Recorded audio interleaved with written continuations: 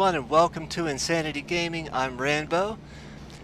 In today's video, I'm going to share the test results that I've gained from testing all the tuner cars, both lap testing and drag testing. And before I get into the video, if you like the video, please comment, please drop a like, please subscribe. Love to have you in the community. But at number 17 is the Volker Warner HKR. It's number 17 in both lap testing and drag testing. It's last place all around. I guess they just gave us a little variety with the Warner. 16th place is going to be the Futo Gtx. It has a 52.786 time and is probably the squirreliest car of the bunch, hardest to keep in between the lines when you're trying to race around a track. Number 15 is the Remus with a 50.852 time. It was 13th on drag racing. It's a pretty balanced car. Nothing really to complain about, and at the same time there's nothing really too special about it. At number 14th we have the Tailgater S with a 50.852 time. It is 16th in drag racing. It's another very balanced car to drive. It's enjoyable. It's just doesn't perform as well as some of the others. It is 14th place. 13th is the Ubermacht Cypher. I think it makes up in looks where it lacks in performance at 13th place with the 50.785 time and 6th place in drag racing. Yeah, I definitely like the looks of the Ubermacht Cypher. And 12th place is the GT350 with a 50.417 time. It's 12th place in drag racing. And it's one of the more favorite cars of mine for the tuner cars because of the retro RX-7 look. I like that. And in 11th place is the Dinka RT3000 with a 50.217 time. It's 9th place in drag racing. And it's a fun car to drive. It can get a little squirrely around the bends, but it makes it interesting, I think. That's the 17th through 11th for the cars. I'm going to do 10 to 1 right after I cut from here. Okay, moving on. At number 10 is the Dominator GTT with a 50.150 time. It is 14th in drag racing. Very good looking car in my opinion. I'm a Vapid fan. I like both of the Dominators. I'm glad they both made the top 10. And yeah, flames and all. In 9th place is the Dominator ASP, my favorite car of all the tuner cars.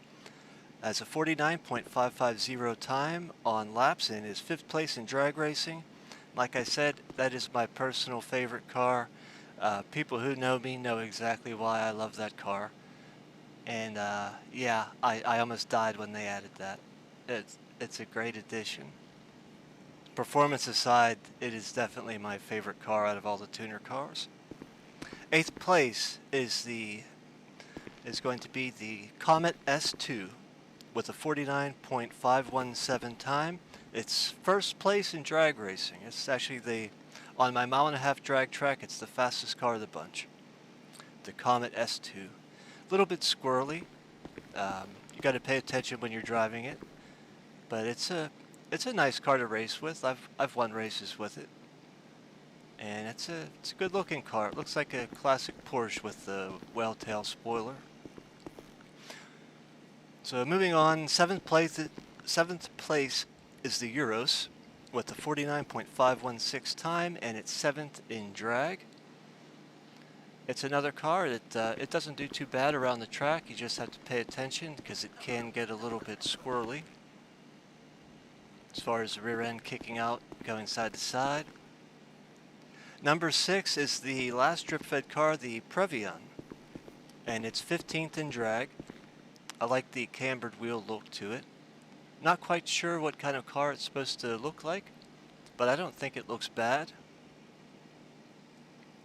And yeah, it's at 6th place. It is the #1 coupe It beats the Ubermacht Zion.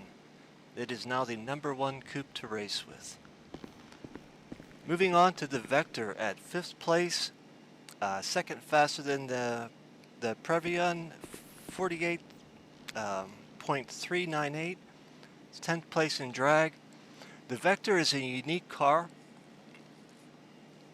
I think it has more potential than the 5th place that it has gotten in my testing, but I didn't want to give it any special treatment by, giving it 20 extra laps or so. It's a great race car. It's just in my opinion, it's for racers who are experienced and who know how to push a car to its absolute limits. But going to 4th place is the Growler with a 48.148 time. It's 2nd place for drag racing. It's a squirrely car. Another one that you have to pay attention to when you're going around the track because it can kick out on you. But it's a fast car. It's a nice car to race with. And moving on, number 3 is the Jester Rr, one of my favorite cars to race with. It's 47.548 time, 3rd place in drag testing. And yeah, it's a great car to race with. It's rear-wheel drive, but it has a great solid feel, pushing it hard around bends, and I enjoy it a lot.